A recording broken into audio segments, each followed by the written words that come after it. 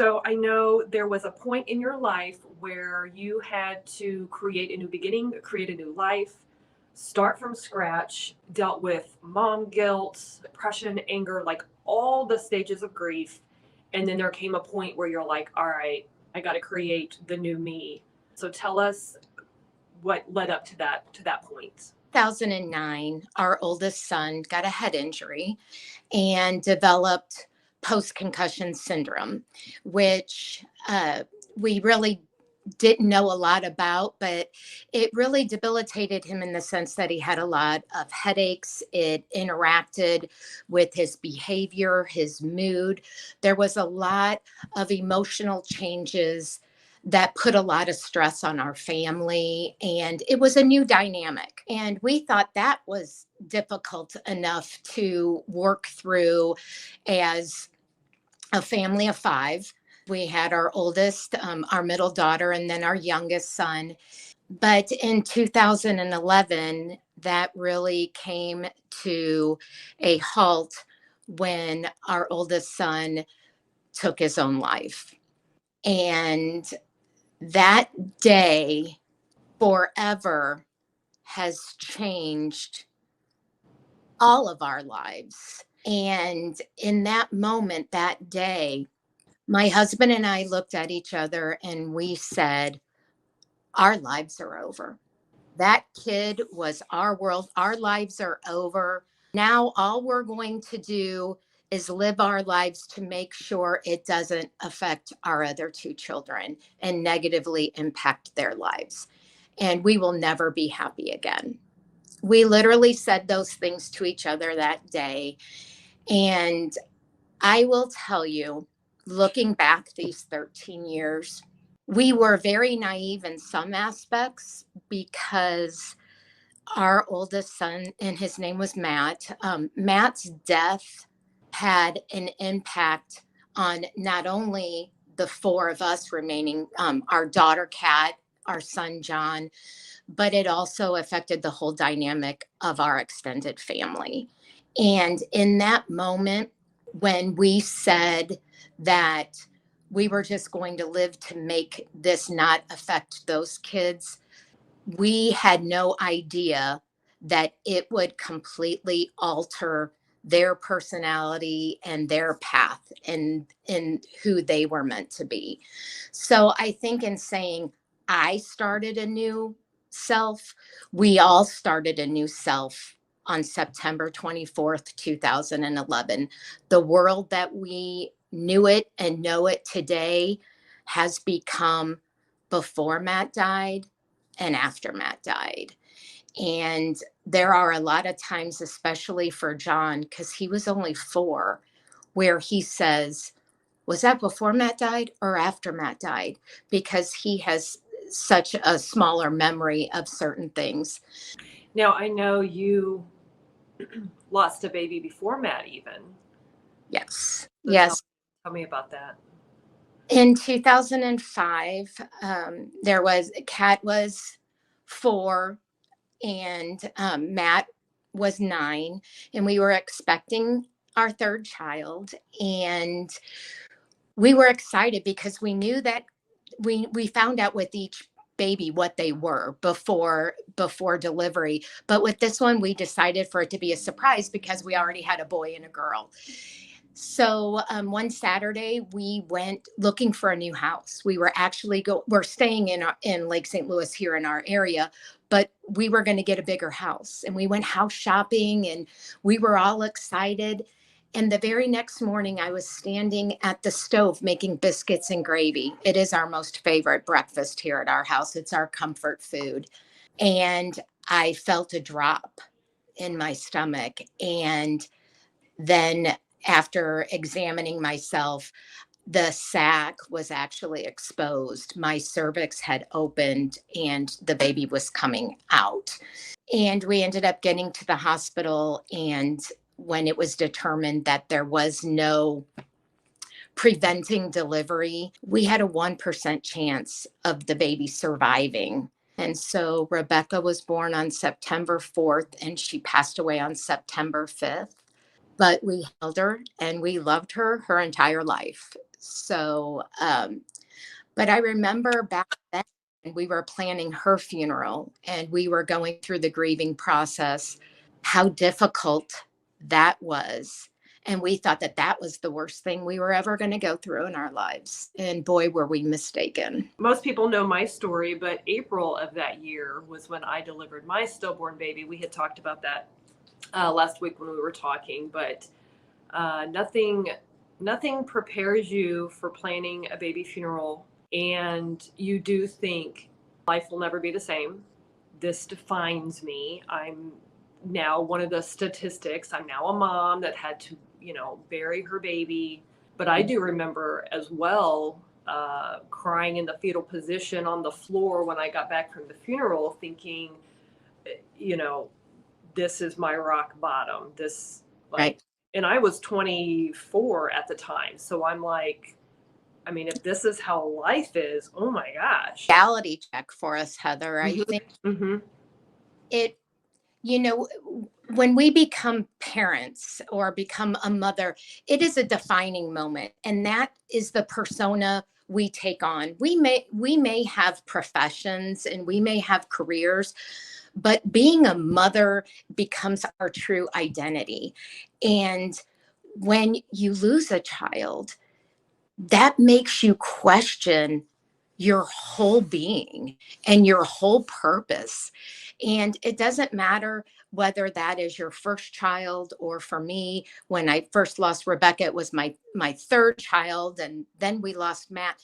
It made me question myself and who I was.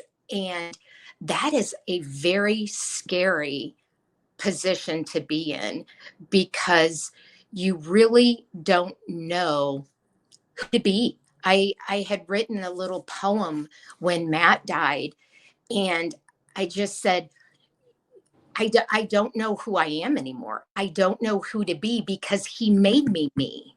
Him being my first child, he made me a mom. And now that he was gone, that was gone, or so I thought. And to me, I really believe that that is what was so scary. And then, as I'm sure you went through, and we've talked about that guilt, that mom guilt of, what did I do wrong? That was my biggest hurdle. And it's been 15 years. Or I'm sorry, it's been 18 years since Rebecca died and 13 years since Matt died. And I will tell you, I still have days where that guilt creeps in, and I find myself apologizing to one or the other, because I talk to them regularly still. And I think that will never go away. I was walking with one of my friends one day, and she was talking about an issue that she was having with her daughter. And she goes, Sherri, I would really just like to get your advice on this. And I literally turned to her and I said, are you kidding me? You want my advice? My son killed himself. What kind of advice could I give you? And she looked at me and she said, I will always want your advice. You're an excellent mom. You have such great love, and your kids are so wonderful. You have to understand that what happened with Matt is not because you were a bad mom. So tell me what happened with Matt. So he had a head injury. It was the perfect storm, is what the doctors have defined it. So he was 12.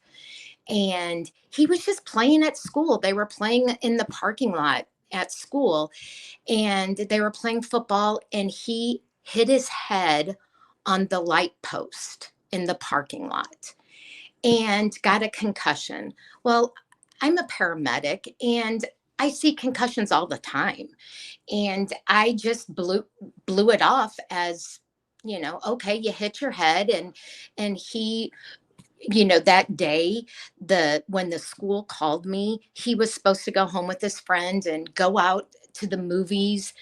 And I talked to him and he's like, Mom, I'm hurting a little bit, but I'm okay. I want to go out with my friends. And so I said, okay, go ahead. I didn't have any major warning signs or anything like that. And so I let him go. And that night, his friend's dad called me and said, You have to come get him. He's not acting himself. Things aren't right. He's not talking right.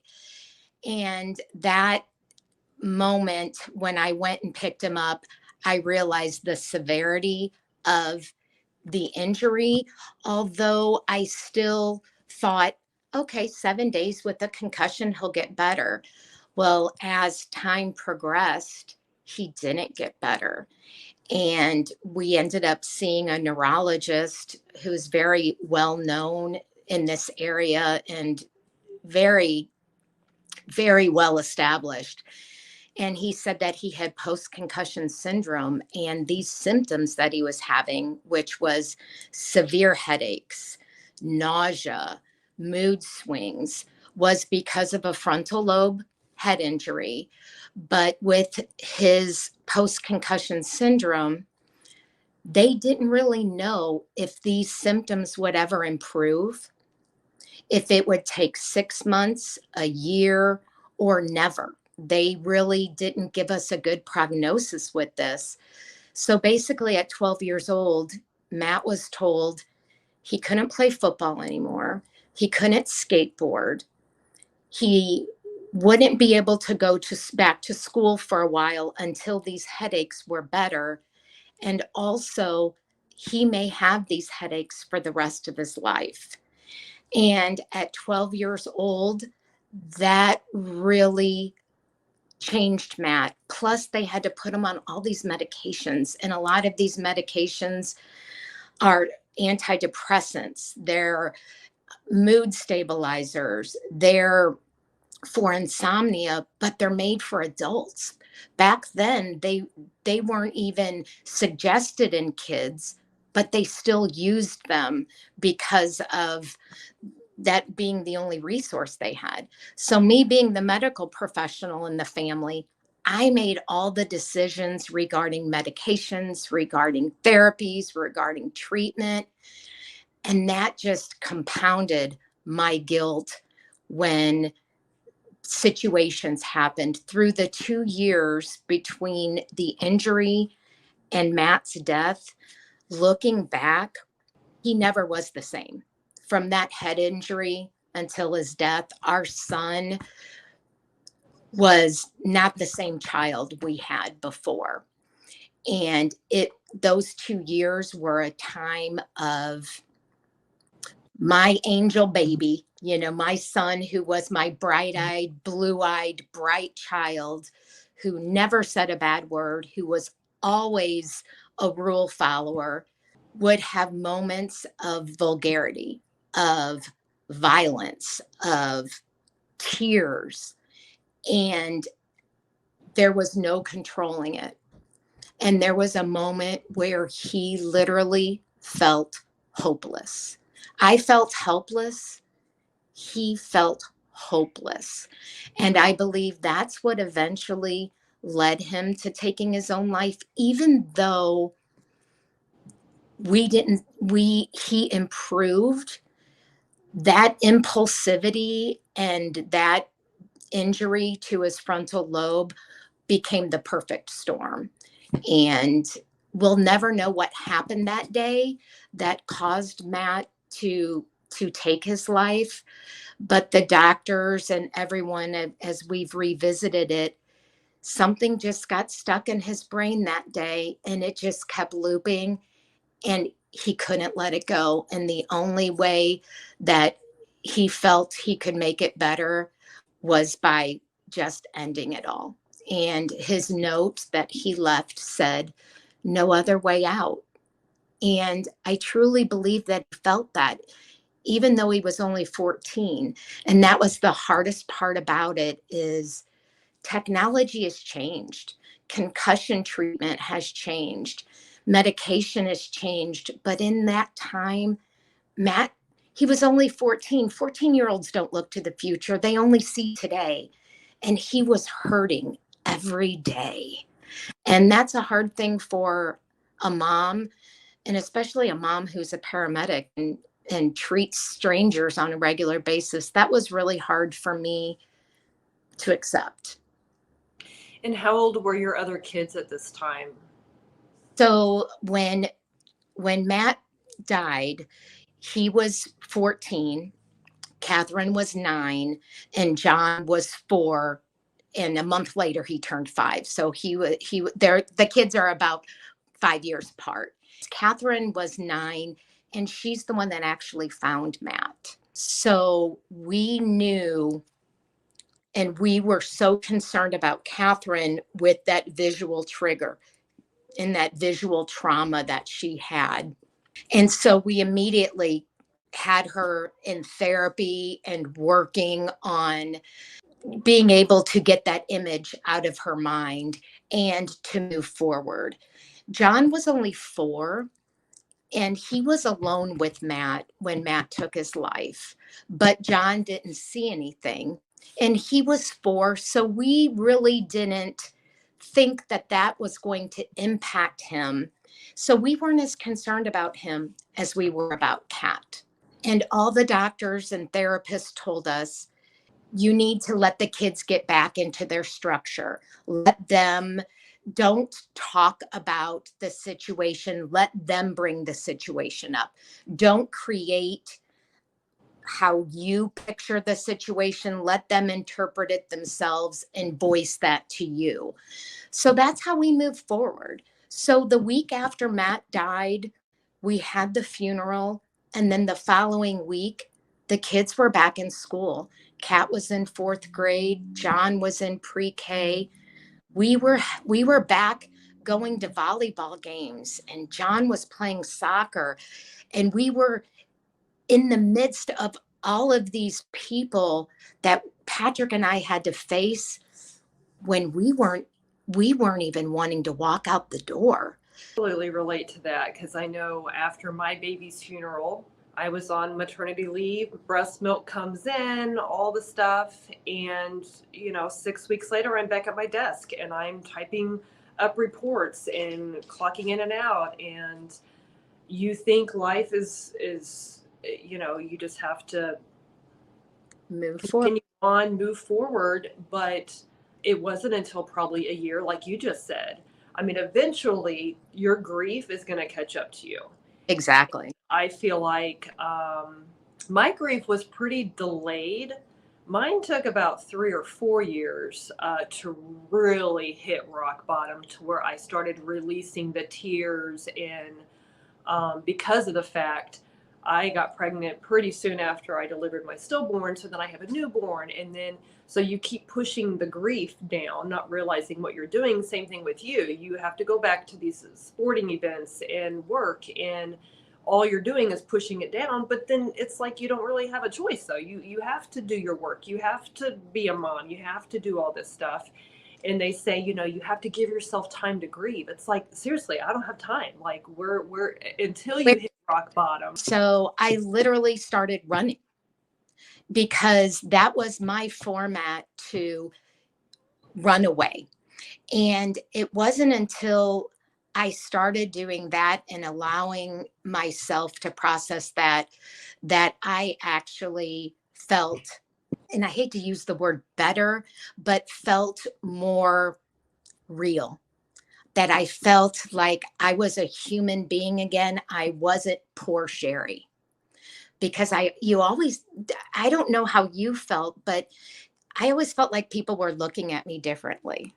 And I didn't know if it was they pitied me, they felt sorry for me, or they were just like, oh gosh, we don't want to rock that boat. Yeah, I remember going back to work after the 6 week maternity leave, and I became very paranoid. Well, I had insomnia because, yes, you have these visions, these triggers, like your daughter had these, reoccurring visions. So I ended up getting paranoia so much that even when I went to work, you couldn't see inside the building because it was like a tinted window. But I remember getting out of my car, walking on the sidewalk to go into the office, and I envisioned all the coworkers standing up against the windows, watching me, saying, "Oh, there goes poor Heather who lost a baby." I mean, it was all in my head, but and I remember even driving on the highway, and all the people passing me were staring at my car, thinking, "Oh, there's poor Heather." I mean, it was just it was so real to me. Mm-hmm. Yeah, you feel like you have the scarlet letter or something Yeah. on your forehead. In mine, I was the only person in the world who ever had a stillborn. And you could have probably thought the same thing with you. I'm the only person that has ever been in this certain situation. And then, so I assume the whole family at one point was probably in therapy and counseling and Well, Patrick and myself did for a while. Catherine, definitely, she went through. Now with John, we didn't start noticing problems with John until 4 years later when he was 8. And that's when we started to see the implications that Matt's death had on him. He got severe separation anxiety.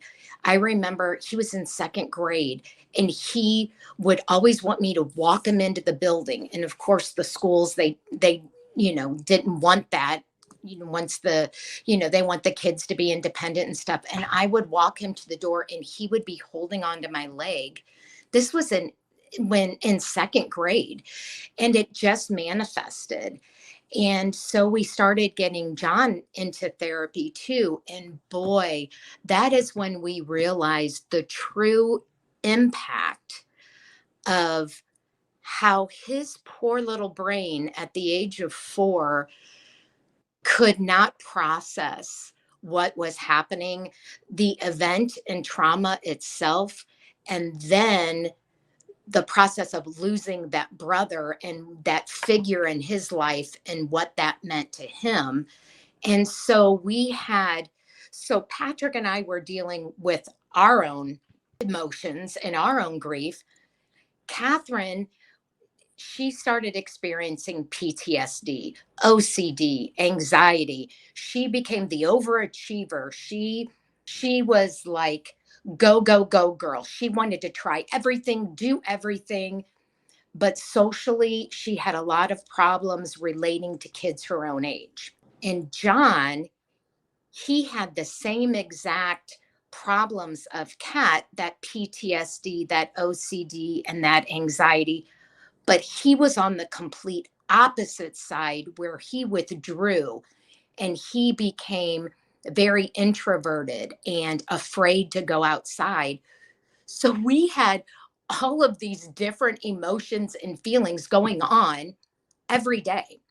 So we just embraced the motto of you feel how you feel and that's how we deal. And that became our motto, and it is till this day of, okay, I'm feeling like that. I'm happy today. I'm crying today. Okay. I'm angry today. Okay. Well, you need to feel that way, and that's fine. How do you need to do that? Are you going to be off on your own, or do you need me to support you? And we had to learn to verbalize everything, which in the long run has helped us all tremendously because we're very open speakers regarding death, regarding grief, regarding mental health issues.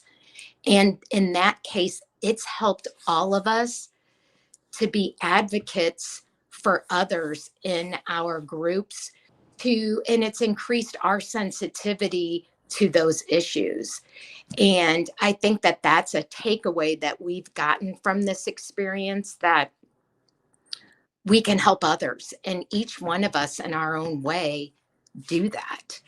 And so, how does this tragedy, how have you kind of used it in your career? I know that it's made you kind of more of a compassionate person. Yeah, I will tell you, Heather, when this first happened, I didn't think I was ever going to be able to go back to work and be a paramedic because I did not think that I would be able to have the compassion needed to help other people. You know, our jobs, people complain of pain, or, you know, they have these problems going on. And I just felt like my situation was so much bigger than anybody else's that I really didn't think I would be able to have compassion for them.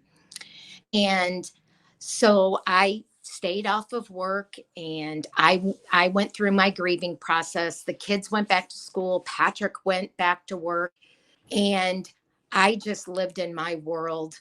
The kids would leave, Patrick would leave, and I would just stay at home and scream and just go through yelling and fighting, until one day I realized that I missed my people. And so I decided to go back to work, not for the actual job, but for the support of the people that I worked with for so many years. And so when I went back, I actually found that I was better at being a paramedic.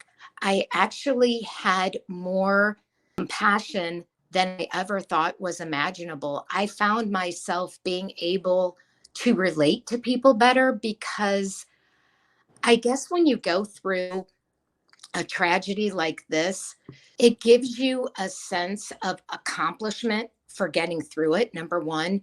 And number two, it gave me a reality check of, you know what?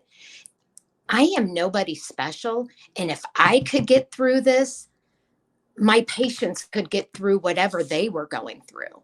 And that's what I took away from it. And so it's funny, people at work, they call me the psych whisperer now, because I have a better appreciation for people with behavioral health and mental health issues, because I know that rock bottom, and I know how that feels to feel helpless and hopeless. And so now I give talks about our situation and how it can better help first responders when they're responding to scenes of behavioral health emergencies. I do that with the police departments in St. Charles and St. Louis County, but also I help run our behavioral health initiatives at the ambulance district, where I am the advocate and I am the voice that goes out to our mental health facilities and works on better ways to treat the mentally ill, because I have that compassion for them and that empathy that really wants me to make a change, because I don't want anybody to feel that stigma like I had, or to feel that anxiety because of a situation that happened to me. I didn't have control over the situation, but how I had control was how I responded to it. And that's where you gain your self-worth and your value, and you get that hope back. And that's what I want to teach people and help them do. So that was my superpower, I guess, that I gained through the experience with Rebecca and the experience with Matt, is I became a voice for others. And that is huge, and it is empowering, and it is my new purpose in life. I love how we're able to take our tragedies, our dark periods in our life, and turn them around to where we become outward focused, to where we can use it as a tool to help others. Do you feel like you have joy? Patrick and I said that we would never be happy again. And I will tell you, we were wrong about that also. There are very many happy times that we have now. It's different because there is still, even 13 years later and 18 years later, there's still that guilt of them not being there. However, how can you not be happy when your 18-year-old daughter graduates from high school, or she has her first boyfriend, or goes to homecoming? How can you not be happy when your son wins a soccer game or gets an award at school? you learn, or how can you not be happy when you and your husband are out on a date or you're on a family vacation? So although you tend to, at the beginning, you're very refrained and you're very guarded, but then life takes over and you start to see the pleasures, because you know what, I know my Matt and Rebecca would not want me to live my life in misery. And I don't want me to live my life in misery, because it doesn't make me a good person. When I get into those places, it doesn't give me a purpose and it doesn't give me worth. And so I really think in finding those joys is what makes me take that step each day and makes me want to go forward and wants to make me want to move on. So I think that that's really important, that you may think that those happy times aren't going to come, but my goodness, you're living life. And when you live life, there's going to be happy times and there's going to be sad times too, but you will feel joy again. So to wrap this up, I always do a this or that fun questions. Oh, goodness. Do you want to play the fun this or that game? I think that sounds like a lot of fun. Okay, so on a family vacation, would you rather take your family and stroll through Disney, or would you rather go to the beach and collect seashells? Oh, definitely go to the beach and collect seashells. Okay, second question for nighttime dessert. Would you rather have a fresh, warm chocolate chip cookie or chocolate cake and ice cold milk? Oh, wow, that's a hard one. It is. I'm not a milk drinker. My stomach can't handle it. Okay, we'll take the milk out. Love old chocolate cake. I do love chocolate cake that's been in the refrigerator, but I do like a warm chocolate chip cookie too. So I'm going to have to say, if it's before bed, it's the warm chocolate chip cookie, because Okay. that gooiness that makes you Yes. just drop into your bed and You're right. It's like, with your warm fuzzy blanket. yeah. Okay, so do you like springtime flowers, or do you like the crunchy leaves in the fall? I am a fall person. I love sweatshirt weather. I love the coolness of it. I love I am one of those people that I like it when it gets dark early. I'm that kind of person. And maybe it's because of our life experience that we like to get indoors into our safety zone and have that fire in the fireplace. But that's my happy time. So last question before we wrap up. Would you rather go to the movie theater and see a movie, or would you rather be curled up in a chair with a blanket and a book? Blanket in a book, in a chair all day long. Yep. I love reading and I love that getting away in my mind, but I like it because I'm kind of a control freak. So I get to control the images of the people and what I think the imagery is of the book. Plus, I am an old soul in that. I like that comfort of being in my zone and the quietness and the calmness of reading. All right. Well, thank you so much for being on, Sherri. I really appreciate it. It was so nice talking with you, Heather, and we'll chat again once lunch's over. I'll get back on my social media, but for now, this is it. That's right. You took a Sabbatical. Facebook, right? Sabbatical from Facebook. I did. So, and it's been going okay. You're not missing much. You're not missing much. Glad to hear that. If the world ends, you'll find out, and it won't be on Facebook. So Exactly. All right. Well, thank you so much, Sherri. No problem. You take care, Heather. Okay. All right. Bye-bye. Bye.